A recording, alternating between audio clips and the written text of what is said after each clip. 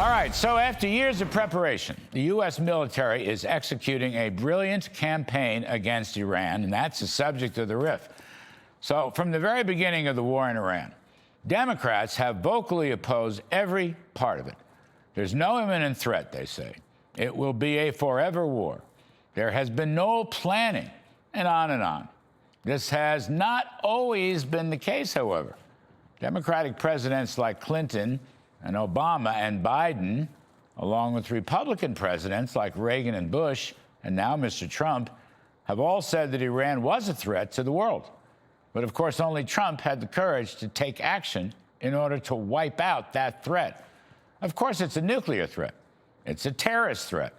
It's a threat to the very basic freedom and prosperity of the Middle East and the rest of the world. It's a threat to the United States, which has tragically lost thousands of military people to Iran or their proxies over the past 47 years. And of course, Mr. Trump seeks to end the 47-year forever war against the U.S.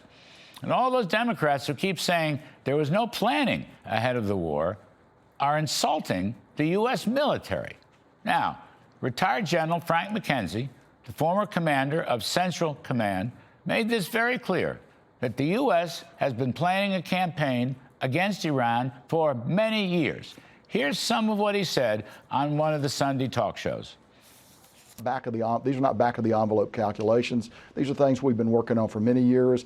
We're on our way to doing that now, Margaret. This is part of a plan that's been in existence for many years. Margaret, for many years, we've considered options along the southern coast of Iran, seizing islands, seizing small bases, typically raids, and a raid is an operation with a planned withdrawal. You're not going to stay. But some of those islands you could seize and hold. That would have a couple effects. First of all, it would be profoundly humiliating for Iran. Again, General McKenzie is the former commander of U.S. CENTCOM. He's not partisan. He's not a Fox contributor. He is a truth teller. And it's worth noting that the information he is using is the same information CENTCOM is passing on to President Trump. That is, we are ahead of schedule.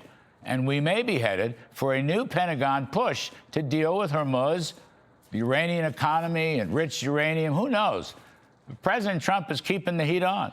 And he's telling the Iranians, whoever their new leadership may be, if they don't come around to the American conditions to end the war, he will be turning the heat up very substantially, perhaps in just a few days.